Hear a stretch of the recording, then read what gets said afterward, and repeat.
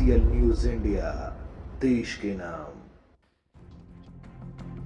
भारत की दुनिया में बढ़ती सैन्य ताकत, कूटनीति, विदेश नीति की तारीफ की जाए तो कुछ लोग इसे देश की तारीफ समझने से ज्यादा सरकार की चमचागिरी मानते हुए इन मीडिया संस्थानों को तरह तरह के नाम से सुशोभित करते हैं। इनमें से सबसे ज्यादा चर्चित नाम है गोदी मीडिया।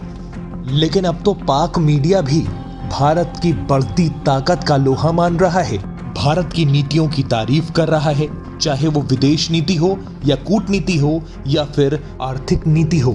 पाक मीडिया यहां तक कह रहा है कि भारत सबसे तेज बढ़ता देश बन रहा है और सबसे ताकतवर देश भी बन रहा है। साथ ही पाकिस्तान को सलाह दे रहा है कि पाकिस्तान को भारत से सबक लेना चाहिए, उनसे सीखना चाहिए कि कैसे नीतियों को अच्छी तरह से चलाते हैं जो देश हित के लिए फायदेमंद हो। जो लोग भारतीय मीडिया संस्थानों को गोदी मीडिया से सुशोभित करते हैं, तो क्या वो लोग भी अब मानेंगे कि पाकिस्तानी मीडिया गोदी मीडिया है? क्या वो लोग ये मानेंगे कि पाक मीडिया मोदी सरकार के आगे झुक गया है, मोदी सरकार की गुलामी कर रहा है? शायद नहीं, क्योंकि ये सारी बातें बेबुनियादी हैं। खबर की बात करें तो आमतौर पर भारत के लिए नेगेटिव रुख रखने वाला पाक मीडिया अब बदला बदला नजर आ रहा है। भारत की दुनिया में बढ़ती ताकत का मुरीद बन रहा है, भारत की तारीफ करने में लग गया है। पाक मीडिया का ऐसा करना वहां के मीडिया में एक बड़े शिफ्ट के तौर पर देखा जा रहा है। पाकिस्तान के बड़े अंग्रेजी अखबार द एक्सप्रेस ट्रिब्यून में शहजाद चौधरी ने भारत के बारे में एडिटोरियल लिखा है। शहजाद पॉलिटिकल, सिक्योरिटी और डिफेंस एनालिस्ट हैं। चौधरी ने लिखा, रूस यूक्रेन जंग को लेकर अमेरिका और रूस आमने सामने हैं। दुनिया को थर्ड वर्ल्ड वॉर का डर सता रहा है। इस तस्वीर का दूसरा पहलू पाकिस्तान के लिहाज से बेहद अहम है। यूक्रेन मसले पर अगर अमेरिका और रूस में ठनी है तो हमें ये भी देखना होगा कि यही दोनों देश भारत के साथ खड़े हैं। और अगर यह कूटनीति तख्ता पलट नहीं तो और क्या है? ये भी ध्यान रखना होगा कि पाकिस्तान वो देश है जो अमेरिका के लिए अहम गैर नाटो सहयोगी रहा है। शहजाद आगे लिखते हैं, चीन के एग्रेसिव नेचर के चलते भारत और अमेरिका में ग्लोबल स्ट्रेटेजिक पार्टनरशिप हो गई है। अब ये दोनों देश आपसी रीजनल और ग्लोबल मुद्दों पर मिलकर काम कर रहे हैं। भारत इस वक्त दुनिया के लिए अहम देश है, वो बहुत बड़ा और ताकतवर देश है। दुनिया में आप कहीं चले जाएं, वहां आपको भारत की छाप जरूर मिलेगी।